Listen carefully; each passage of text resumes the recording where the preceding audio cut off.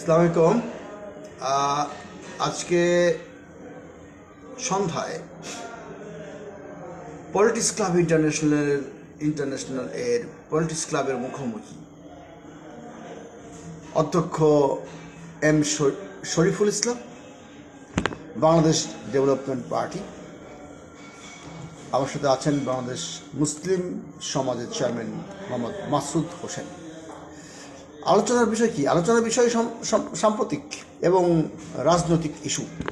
যেহেতু রাজনীতি আমাদের সবগুলো ইস্যুগুলোকে নেতৃত্ব দেয়, নাকি শরীফ ভাই কেমন আছেন? প্রথমে আপনি বলেন যে আমাদের পলিটিক্স ক্লাবের মুখোমুখি এই অনুষ্ঠানে এসে আপনার কেমন লাগছে? ভালো লাগছে এই কারণে, পলি মানে বহুটিক্স মানে কৌশল, যার বহু কৌশল জানা আছে সেই করে পলিটিক্স। আচ্ছা আচ্ছা। আর পলিটিক্যাল সায়েন্সে আমি অনার্স মাস্টার্স করি, আমার ওয়াইফও করে। জি। সর্বোচ্চ বিদ্যাপীঠ থেকে সর্বোচ্চ ডিগ্রি নিয়েছি। আমার আশা যে রাজনীতি করব এবং জন্ম থেকে জ্বলছি, বাবার হাত ধরে রাজনীতির পাঠশালায় আছি।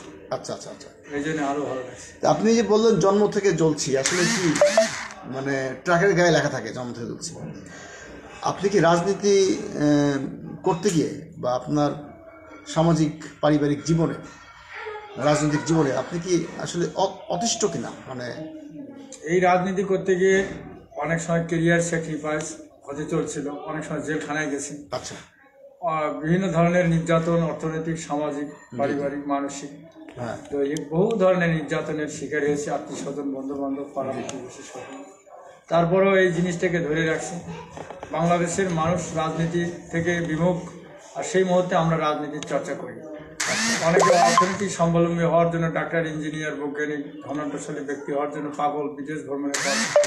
আর আমরা আছি রাজনীতির নেশায়, ছুটে চলছি পথে প্রান্তরে, মাঠে ঘাটে, রোডে, যখন যেখানে ডাকে।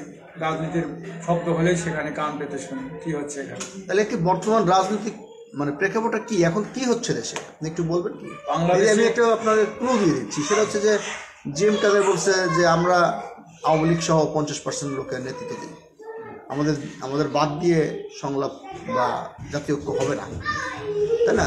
আবার কথাটা কিন্তু যদিও মানুষের মনে দাগ কেটেছে, কিন্তু কথা তো সঠিক। পার্সেন্টেজের দিক দিয়ে হিসেব করতে গেলে সেটা তো আছেই, কিন্তু তাদের দোসর, আওয়ামী লীগের দোসর হিসেবে তার জাতীয় পার্টির একটা ইয়ে কিন্তু আছে, মানে বদনাম কিন্তু আছে।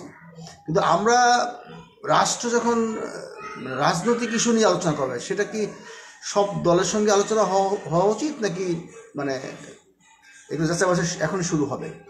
মানে যারা ব্যক্তিগতভাবে খুন খারাপের সঙ্গে জড়িত, দুর্নীতির সঙ্গে জড়িত, ধর্ষণের সঙ্গে জড়িত ব্যক্তিগতভাবে, তাদেরকে তো অবশ্যই শাস্তির মুখোমুখি হতে হবে, কিন্তু কোনো দলকে কি আপনি বাদ দিয়ে আলোচনা করলে হবে? মোটেই না। কি কারণে? এই পৃথিবীতে সব মানুষই ভালো না, সব মানুষই খারাপ না। প্রতিটা রাজনৈতিক দলের মধ্যেই সন্ত্রাসী, রাজধানী, ধর্ষণকারী, চকলখড়ি বা ঋণখেলাপি বহু লোক আছে। তার জন্য কি ওই দল শেষ হয়ে যাবে? এখানে দল করার অধিকার সবারই রয়েছে।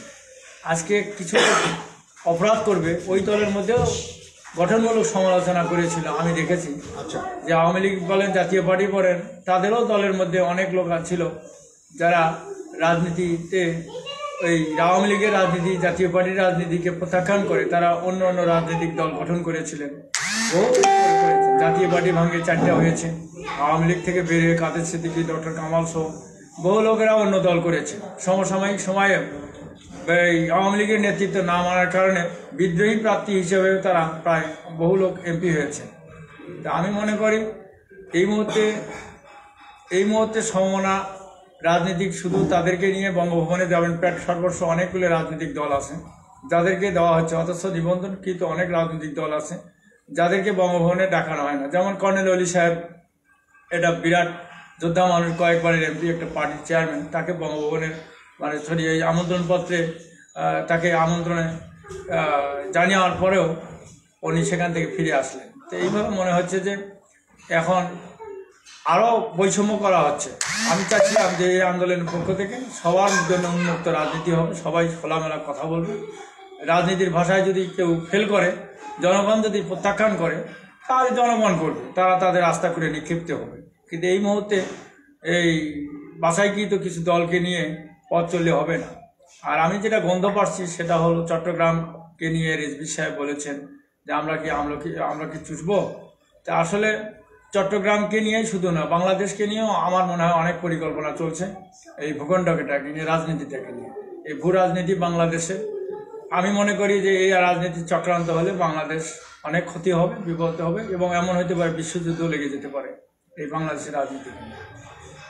আসলে আপনি বিশ্বযুদ্ধের আশঙ্কা করছেন বাংলাদেশের রাজনীতি নিয়ে। জি, আপনার বক্তব্য শুনছেন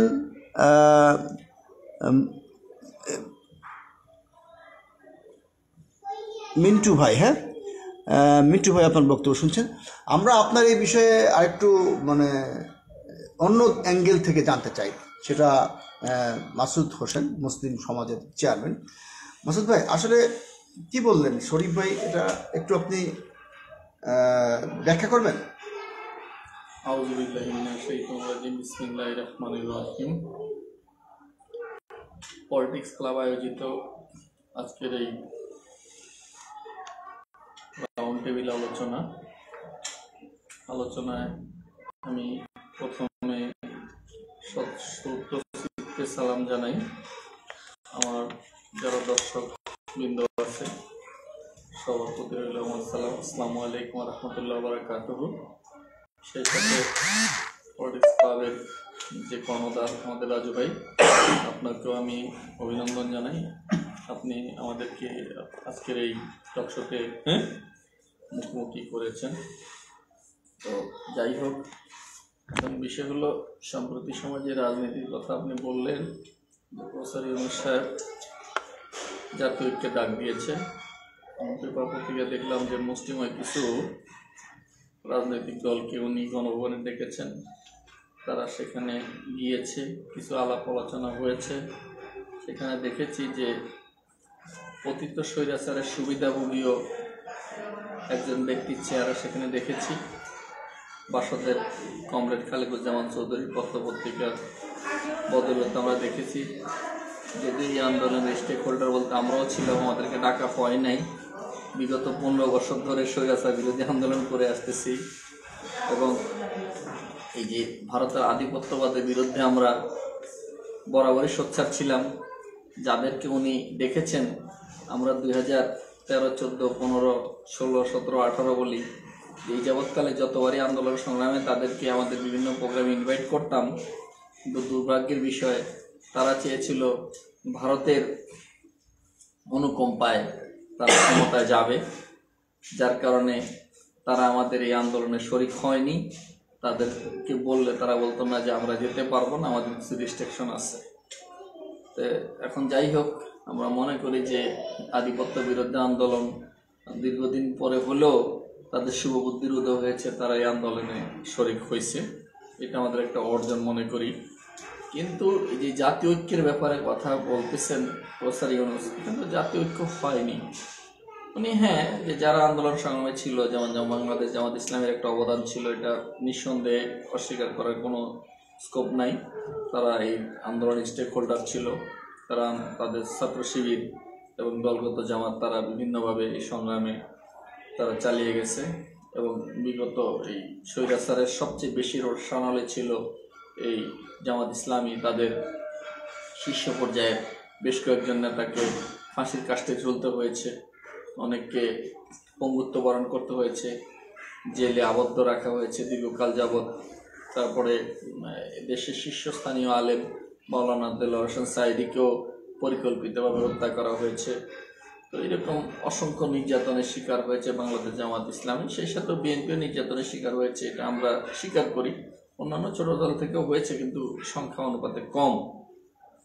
কিন্তু তথাপি একটা দেশে যখন জাতীয় ঐক্য করতে হয় বা জাতীয় ঐক্যের ডাক যখন দিবেন, তখন একদিনে কিছু রাজনৈতিক দলকে ডেকে যে আপনি জাতীয় ঐক্য হয়ে গেছে, এই চিন্তা করাটা তো আসলে সঠিক না।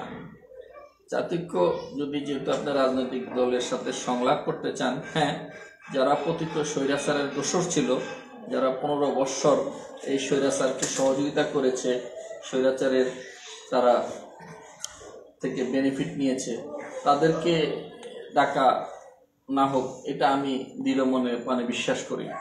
কিন্তু এছাড়া যারা আন্দোলনে সম্পৃক্ত ছিল, যে দলগুলো, যেমন আমরা ছিলাম, আপনার একটা পার্টি আছে বাংলাদেশ গ্রিন পার্টি, আমাদের নাগরিক মঞ্চের যেটা এই আন্দোলনের মূল স্টেট মঞ্জুর হামিদ মিন্টু ভাই, আপনাকে ধন্যবাদ, আপনি দেখছেন।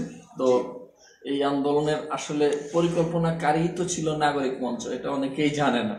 আচ্ছা, যে বিএনপির যুগপৎ আন্দোলন, এই আন্দোলনের কারিগর ছিল নাগরিক মঞ্চের লোকজন। আচ্ছা আচ্ছা। পরবর্তীতে সেই নাগরিক মঞ্চকে অবহেলিত কিনা, সেই নাগরিক মঞ্চকেই অবহেলিত করা হয়েছে এই জাতীয় ঐক্যের ডাকে। তো যাই হোক, হয়তোবা প্রফেসর ইউনূস সাহেব তার যে রিপোর্ট, সেখানে আমাদের ব্যাপারে হয়তোবা পান নাই, যার কারণে আমাদেরকে হয়তো ডাকা হয় নাই। রিপোর্টে ভুল আছে, হতে পারে, কারণ গোয়েন্দারা তো ভালো করে জানে যে নাগরিক মঞ্চ দীর্ঘকাল থেকে সংগ্রামে যুক্ত। ঠিক আছে, তো যাই হোক, এই আন্দোলনকে যদি একটা জাতীয় ঐক্যে রূপান্তরিত করতে হয়, যে জাতীয় ঐক্য আসবো আমি এই জাতীয় ঐক্য নিয়ে, জাতীয় ঐক্য নিয়ে আপনার আসবো। মানে হয় কি, এই আলোচনার ব্যালেন্স করার জন্য, মানে আরেকটু ডাইমেনশন, আরেকটু বৈচিত্র্য আনার জন্য আপনার নোট করার সুযোগ দেওয়া হলো। আমি শরীফ ভাই, তাকে মাঝপথে থামিয়ে দেওয়ার অর্থ হচ্ছে তাকে আরেকটু সমৃদ্ধ হওয়ার জন্য। জাতীয় ঐক্য তো অবশ্যই হতে হবে, কিন্তু এর কি মানে কীভাবে, আপনার পরামর্শটা কি? মানে এর কি জামাত ইসলাম, জাতীয় পার্টি, বিএনপি, আওয়ামী লীগ, সব দল নিয়ে কীভাবে কি ঐক্য করা সম্ভব? মানে অনেকের গায়ে তো অনেকের অপবাদ রয়ে গেছে, অনেকের বিরুদ্ধে কমপ্লেন আছে, কীভাবে আপনি একটা পরামর্শ দেন। আমি আবার মাসুদ ভাইয়ের কাছে যাবো এটা নিয়ে। জাতীয় ঐক্য যে করা হবে, এর একটা লক্ষ্য উদ্দেশ্য থাকা দরকার। জাতীয় ঐক্য বললেই তো হবে না, লক্ষ্য উদ্দেশ্য তো আছেই। কি আছে তারা বলতেছে না লক্ষ্য উদ্দেশ্য কিছু, আপনার সেখানে কোনো মানে আপনার কোনো মতভেদ আছে কিনা?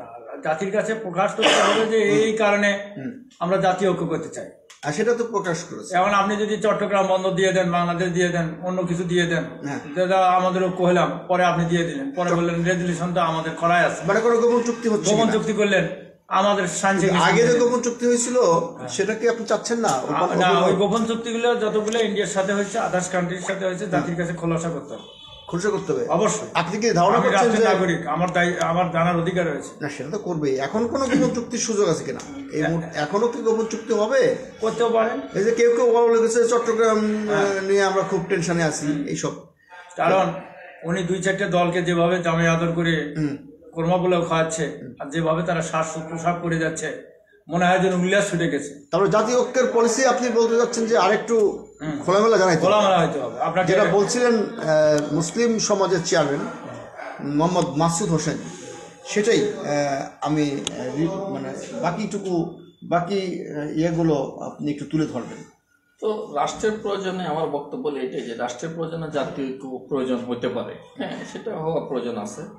এখন যদি প্রফেসর ইউনূস মনে করে, হ্যাঁ, পদ্ধতি সন্দেহে বলতেছি, যদি প্রফেসর ইউনূস মনে করে যে না, পার্শ্ববর্তী রাষ্ট্র আমাদের জন্য হুমকি, এক্ষেত্রে একটা জাতীয় ঐক্যের প্রয়োজন, তো ঠিক আছে, দেন হতে পারে। এখন এটা যদি হতে হয়, তাহলে রাজনৈতিক দলগুলো ছোট বড় সবাইকে নিয়ে ধারাবাহিক আলোচনায় বসতে হবে। তাকে ধারাবাহিক আলোচনা করে, এটা তো একদিনে যে কিছু দলকে ডাকলাম, কিছু আলোচনা করলাম, আর পত্রপত্রিকায় মিডিয়ায় ট্রায়াল করে দিলাম বা মিডিয়া ঘোষণা করে দিলাম, আজকে থেকে জাতীয় ঐক্য হয়ে গেছে। এই বিষয়টা এরকম না। বিষয়টা ঠিক আছে, যারা বিগত ফ্যাসিস্টের বা স্বৈরাচারের সুবিধাভোগী ছিল তাদেরকে বাদ দিলাম, কারণ যেহেতু তারা ভারতের অনুকম্পায় এই 15 বছর রাষ্ট্র ক্ষমতায় ছিল। বিশেষ করে এই যে স্টেক হোল্ডার যারা, এই যে সরকারের দোসর ছিল, আওয়ামী লীগের, একটু আগে আমাদের সঞ্চালক রাজু ভাই বললেন যে জাতীয় পার্টি এবং ওই যে বাংলাদেশ কংগ্রেস আর ছোট নিবন্ধিত প্রায় 40টা দলের মতোই, হ্যাঁ, ম্যাক্সিমাম নিবন্ধিত দলগুলি তাদের দোসর হিসেবে কাজ করছে, তারা অর্থ করি সেখান থেকে তারা নিয়েছে। তো এই ধরনের দলগুলোকে বাদ দিয়ে যারা প্রকৃত রাজপথের সৈনিক, যারা এই স্বৈরাচারের বিরুদ্ধে আন্দোলন, সবাইকে একদিনে না ডেকে পার্ট টু পার্ট, 2 দিন 3 দিন 5 দিন, আজকে 5টা দল, কালকে 5টা দল, এইভাবে ডেকে ছোট বড় তো সবাই এই আন্দোলনের শরিক ছিল। আচ্ছা, সবাইকে নিয়েই এই ঐক্যটা করেন, সবাইকে নিয়ে আলোচনায় বসেন। আচ্ছা, এটি হলো বড় বিষয়। আর আরেকটা, আমি শরীফ ভাইয়ের সাথে একমত 100% যে বিগত স্বৈরাচার সরকারের যে এই ভারতের সাথে চুক্তিগুলো, গোপন ভাবে হয়েছে, এটা প্রকাশ্যে হয় নাই, যেটা সম্পূর্ণ সংবিধান পরিপন্থী কাজ। জি। তো এই চুক্তিগুলো জাতির কাছে খোলসা করাটা প্রয়োজন, জাতির জানার অধিকার আছে কি কি চুক্তি হয়েছিল ভারতের সাথে বিগত স্বৈরাচারের। সেখানে যদি যৌক্তিক চুক্তি থাকে, যেটা দেশের বেনিফিট থাকে, সেটা থাকতে পারে। উভয় দেশের স্বাস্থ্য সংশ্লিষ্ট, যদি তারাও বেনিফিটেড আমরাও বেনিফিটেড, সেটা হতে পারে, সেটা থাকতে পারে। আর যদি সেটা বাংলাদেশের স্বার্থবিরোধী, আমাদের দেশের স্বার্থবিরোধী হয়, তাহলে সেই চুক্তিগুলো বাতিল করতে হবে, জাতির কাছে প্রকাশ করা হোক। এই দাবি আমি জানাই আপনার এই আজকের এই মিডিয়ার মাধ্যমে। আচ্ছা আচ্ছা, আপনাকে অসংখ্য ধন্যবাদ। আমি এটার বাকি অংশটুকু অধ্যক্ষ শহীদুল ইসলামের কাছ থেকে জেনে আজকের আলোচনা শেষ করব। বিষয় প্রতিদিনই একটা একটা আসবে, নতুন নতুন বিষয়। এটার সঙ্গে মাসুদ ভাইয়ের বক্তব্যের সঙ্গে আপনি কি একমত? আমি একমত, আর সেই সাথে সংযোজন করতেছি, -2 ফর্মুলা বা 3-2 ফর্মুলা বা 1-to-1 এটা হওয়া দরকার নেই। এখন যেটা দেখা যাচ্ছে, রাজনীতির ভেতর যেমন পলিটিক্স আসছে, সেই পলিটিক্স ঢুকে গেছে। যারা রাজনীতি করার কথা না, তারা এখন রাজনীতি নিয়ে ঘুরে বেড়াচ্ছে। মনে হয় যে সামনে একটা রাজনৈতিক দল করবে, রাষ্ট্র ক্ষমতার চেয়ার নেবে, টেবিল নেবে, রাষ্ট্রের তকমা দিবে। ছাত্ররা লেখাপড়া বাদ দিয়ে তারা ডাইরেক্ট আসিয়া রাজনীতির মন্ত্রী হবে, মিনিস্টার হবে, রাজনীতি করবে।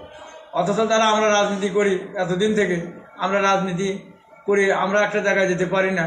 কিন্তু ছাত্রদেরকে যেভাবে লাই দিচ্ছে, তাতে আগামী দিনে ছাত্ররা, আমার যেটা মনে হয়, শিক্ষা অঙ্গনে সবাই এখন নেতা হবে, মন্ত্রী হবে, এমপি হবে, ইউনিয়নের চেয়ারম্যান, মেম্বার হবে, এরাই রাষ্ট্র পরিচালনা করবে। আর যারা আমরা বিগত দিনে পূর্বীন রাজনীতিবিদ বা রাজনীতি করে আসছি, এদেরকে আমাদের জাদুঘরে দিতে হবে। আপনি শিক্ষক নেতা হিসেবে কি ছাত্রদের এমপাওয়ারমেন্ট বা তাদের নেতৃত্ব চাচ্ছেন না নাকি? আমি চাই, কিন্তু সরাসরি তারা রাজনীতির মোড়ল হবে, তারাই মেন চাবিকাঠি ঘুরে যাবে, এটা আমি চাই। তারা প্রস্তুতি নিক ভবিষ্যৎ ভবিষ্যতে। দিনে চর্চার প্রয়োজন আছে, কিন্তু তাদের দেওয়া যাবে। নেতৃত্বের শিক্ষাটা তো এখন নিতে হবে। স্কুলে, কলেজে, ইউনিভার্সিটিতে, সেখানে ছাত্র সংসদ থাকবে, ওখান থেকে নেতা তৈরি হবে। মানে তারা যে আগামী দিনে দেশকে নেতৃত্ব দেবে, তার জন্য তাদের অনেক ক্লাস বাকি আছে, অনেক প্রশিক্ষণ বাকি আছে। প্রশিক্ষণ ছাড়া কিছু হয় সেটাই আপনি বলতে পারছেন। অবশ্যই। আপনাকে অসংখ্য ধন্যবাদ। পলিটিক্স ক্লাব ইন্টারন্যাশনালের পলিটিক্স ক্লাবের মুখোমুখি অনুষ্ঠানে আপনাকে পেয়ে আমরা খুবই আনন্দিত। আমরা চাই যে এই আলোচনা দেশব্যাপী ছড়িয়ে পড়ুক। যারা যে মতের রাজনীতিই করুক না কেন, তারা আসুক আমাদের কাছে, আমাদের স্টুডিওতে আসুক, তাদের মত বিনিময় করুক, মানুষকে জানান দিক এবং সুপরামর্শ দিক কীভাবে এই দেশের রাজনীতিকে সঠিক পথে আনা যায়। সবাইকে অসংখ্য ধন্যবাদ, দেশবাসীকে অসংখ্য ধন্যবাদ। আসসালামু আলাইকুম।